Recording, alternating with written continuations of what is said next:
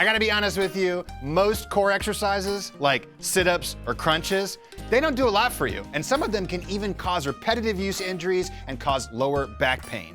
But the good news is, there is one core exercise that is my favorite core exercise ever. And today, I'm gonna show it to you in 4 simple steps so you can pick the right variation for you. Let's dive in.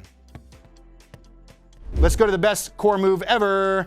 So 4 levels again. I'm gonna start this one on my back and we're gonna go through all 4 levels, all right? So, and one thing I should say is if you have trouble getting down on the floor and standing up, you can literally do this from a couch or a bed, okay? So don't feel shame like that you have to do this on the floor or on a yoga mat. Like plenty of people in our WeShape community, our members who do our workouts, do their workouts where they're lying down on the couch or in bed for their laying exercises, and then they come to a seated position on the edge of the bed. Again, our goal is inclusivity, giving you movements that anybody can do that are the right fit for you, okay? So starting out, this is going to be what's called the alternating lying leg raise. It's one of my favorite movements for teaching people how to activate their core, all right? So here's how we're gonna do this. First, the number one thing you wanna remember on all of these variations of the leg raise is, can I put my fingers underneath my lower back? So if I go take my hand and I slide my fingers under my lower back and my hand just slides in there, and there's a nice little tunnel there, then I'm doing it wrong, okay? What we want is this. I want lower back pushed into the ground. You see that?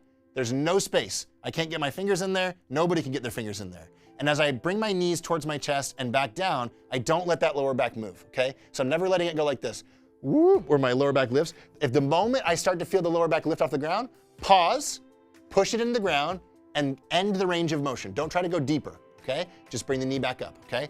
So here's how we're gonna do the alternating lying leg raise, okay? So we're gonna go fingertips away from the ears, palms toward the sky, just like the bridge, lower back pushed in the ground, and you're gonna bring one knee up, then you're gonna bring the other knee up, and then all you're gonna do is this. Tap one heel down, bring it back up, tap the other heel down, bring it back up. Again, lower back stays glued to the ground the entire time as we go from side to side, okay? If this is still for some reason too hard for you, let one leg hang down and alternate like this, or we just lift one knee up at the same time. That'll give you a little more support if you have lower back pain and you need to start reworking, teaching your core how to do what it's supposed to do, which is stabilize your spine, okay? Now this is level 1. Level 2 is going to be where we come into a reverse crunch position. So for the reverse crunch position, same thing, palms toward the sky, fingertips away from the ears. We're gonna bring the knees up. This time we're gonna try to maintain about a 90-degree angle of our legs. As we come down and tap the heels, come back up and bring the knees towards the chest. Again, lower back stays pushed in the ground. It doesn't lift off the ground. You should never be able to get your fingers underneath there. The moment you're coming down and you feel whoop, that lower back start to lift, pause, push the lower back in, bring the knees back up, and you're probably doing a variation that's too hard for you. So for a lot of people, you gotta check your ego at the door. You gotta do the easier variation than you think you need to do, okay? It's really important that we don't do something that's above our current strength and skill level, okay? So if you're able to do that, that's our level 2, all right? Level 1 is the alternating version. Level 2, knees together with a 90-degree angle. Level 3 is what I'm gonna call slightly bent leg raises. I'm gonna do something a little different on this one. Instead of bringing my palms toward the sky, I'm gonna have you make a diamond like this, and I'm gonna have you put it right underneath your tailbone. Now, why am I doing this? When we graduate from this position right here, all the way to the legs being more straight, it's a lot harder to keep your lower back pushed in the ground. But if I make a diamond like this, and I let my tailbone sit in it, it encourages the pelvis to do this, whoop, to tilt this way, which protects the lower back, and makes it a little bit easier on me, okay? So diamond, underneath the tailbone. This time, I'm gonna bring my legs up, and they're gonna have a slight bend to them, maybe like 30 degrees or so.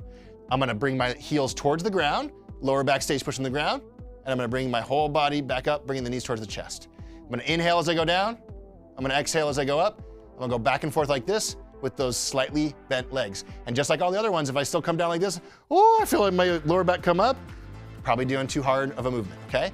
Now the final variation is gonna be the full leg raise, and you can do this again with your hands in a diamond position, and I'll show you a harder way to do it as well if you wanna try that out. So diamond position, you're gonna bring your legs straight. This time, you're going to point your toes, keep the legs straight. You're gonna bring the legs all the way down until your heels are right above the floor, and then back up. This is gonna be a more challenging variation for you, but you're still gonna focus on keeping that lower back pushing the ground the entire time.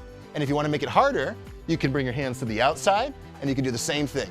Keeping that lower back pushing the ground and doing these leg raises like this. A lot harder than it looks if you take your time to make sure that lower back's glued to the ground and you're doing this movement correctly. So that's gonna be your level 4 variation. So pick your variation. It's either the alternating one with the bent legs, right? Or it's knees together at about 90 degrees, or it's hands under the butt, legs slightly bent, right? Or it's fully straight legs, and you can do hands under the butt, or if you want to, you can bring your arms to the outside and try it that way too. All right, I hope you enjoyed the way we explained this particular core exercise in 4 different levels and 4 different steps. If you like this, well, this is called progressive movement training. And by doing progressive movement training, you constantly challenge your body's ability to have more strength, more flexibility, more balance, and more coordination, which ultimately leads to you feeling good in your body and being able to do the things you want in your body. And the good news is, at WeShape, we create workouts using this progressive movement philosophy where every movement is selected for you based on your goals and your capabilities. If you want to try this out for free, all you got to do is click the link below right there and you can try it for free. Otherwise, if you want to try some other moves, try these ones right here.